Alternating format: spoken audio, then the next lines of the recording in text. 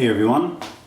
So today I'm going to be talking to you a little bit about the frequently asked questions and a bit about makeup and how you can make some money, things like that. We'll just play it by ear and see how I go.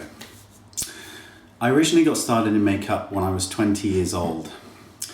I didn't originally train to be a makeup artist. I started my life out in the fitness and nutrition field. And at 20 years old, I developed acne. And it was all across here, and it was absolutely soul destroying for me. I had never really suffered with it before, a couple of spots growing up, but that was about it. And these were bright red spots under the skin that never came to a head, and it was just an absolutely horrible time in my life. And I spoke about how I dealt with that in another video, so you can see that. But having and achieving flawless skin, it just became my whole reason at the time, and that's how I got into makeup. Originally, I was self-taught, and I was self-taught right up to around about 3 or 4 years ago when I decided to go and get a qualification. You absolutely don't have to be qualified to do makeup, but it certainly does help. There are many self-taught makeup artists out there. In fact, some of the best makeup artists were self-taught. So if you can't get to school, and particularly in this country, you know, makeup schools are so expensive. They can range from sort of £1,000 up to £15,000, and who has that kind of money? Most people don't. So it's very difficult sometimes. So don't be concerned if you're self-taught. You absolutely should be practicing on yourself and everyone you can get your hands on. So don't worry about it too much. There's also this a misconception as well that only celebrity makeup artists make a lot of money, and that's not true. When I was practicing, the only people I had available to me were people of about 35, 40 years old. Even when I was sort of 20, my friends tended to be much older than me, because I've always just got on better with slightly older people. And so they were the faces that I practiced on. And the weird thing is that it was these people that were having trouble with makeup most, because there was just nothing out there for them. You know, these women of 30, 35, 40, 50, etc., you know, weren't being told how to apply makeup as your face changes as you get older. And because these were the people I was practicing on the most, I got very good at doing makeup for, you know, the slightly older lady. And I say slightly older, but you know what I mean. I mean, as you just get older, we're all getting older, and I became very good at applying makeup and understanding the needs and concerns of a slightly older market. Even now, 12 years on, you rarely see models past the age of 30 and editorials, and those that you do tend to be celebrities, and they have the money and the capacity to not look like the rest of us on the street do. So that's where I got started. Editorial work never really interested me. I didn't want to do that. I loved what I was doing with the people I was practicing on. So I thought that I would market myself as a makeup artist who would come to your house or whatever, and instead of applying makeup so you look good, I would teach you how to apply your makeup so you can look good every single day.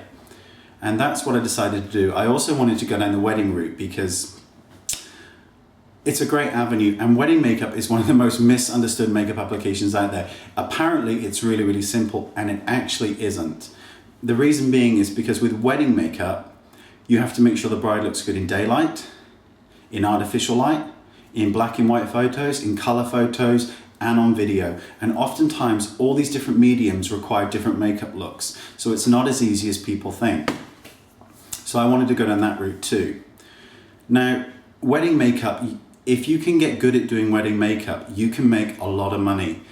I'm not kidding to you when I say that you can charge £1,000 plus to do a wedding makeup, and people will pay this.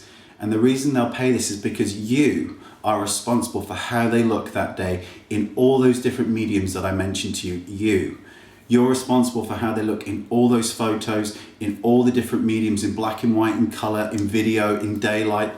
It's your job, and you can charge a lot of money by getting really good at doing makeup for weddings. Also, people don't think outside of the box.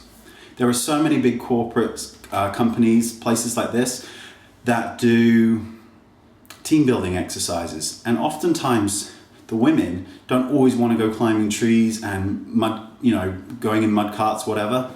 So why not approach these companies and say, hire your services out, have a mini seminar for these people, for the women to team build. There's loads of different avenues you can think of. It doesn't always have to be editorial, fashion, there's so many different options.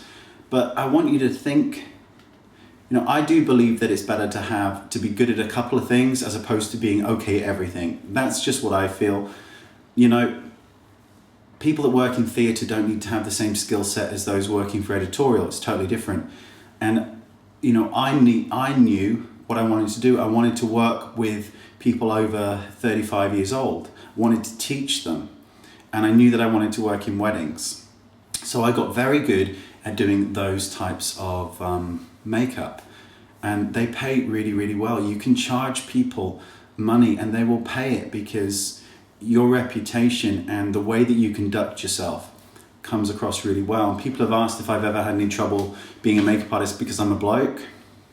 I've never ever had a problem with it. In fact, it's always been to my advantage because I think being a man, you can conduct yourself a little bit differently as well. You can sort of command attention differently, I think, than a lady would. Plus, with me as well, I'm really cheeky. I'm not rude, but I'm really cheeky. And I think that also helps as well, being a bloke and being able to do makeup. You can also go, into shops, Mac, Bobbi Brown, whatever. And this is always a great place to start and learn. You could have blinked and missed me when I worked at Bobbi Brown. I was there for such a short period of time because I absolutely hated it. The structure of it and the sell approach didn't work for me. And the best bit about that experience was that I learned that it wasn't for me. But I also learned that without pushing a hard sell, you will absolutely get a lot more people coming back to you and buying a lot more product than if you do a hard sell. I never hard sell. If somebody asked me for a concealer, I would take them over, show them what I thought was the best. And that's what they wanted. I wouldn't say, well, you want to try this as well, and you want to, never. Everybody hates a hard sell. Never hard sell. I had people coming back to me the day after and the day after, waiting for me to talk about products. You have to be knowledgeable in your products. If you're going to work for MAC, be knowledgeable about MAC products, be knowledgeable about Laura Mercier or Bobbi Brown or NARS, whatever. Never hard sell. But just think about the things I've said about weddings, and there are so many different avenues out there for makeup. Think about the corporate businesses, team building exercises. Why not approach them? Ask them to hire you for the ladies to talk about makeup. Do a demonstration. There's so many different avenues. Maybe, there are so many different avenues, and you can make a lot of money. Only just recently have I started advertising. It was all word of mouth before. Know the places, know the venues you want to go for. I knew the venues that I wanted to go for with weddings, and I know how to make up a face of a 40-year-old, 50-year-old, 60-year-old woman. These are the mediums that I worked on. Working on a 10-year-old girl really wasn't going to help me if I was wanting to work on a 50-year-old woman. So I hope that this is a bit helpful and it made sense, and hope you get something out of it. Thanks for watching, and I'll see you next time. Bye.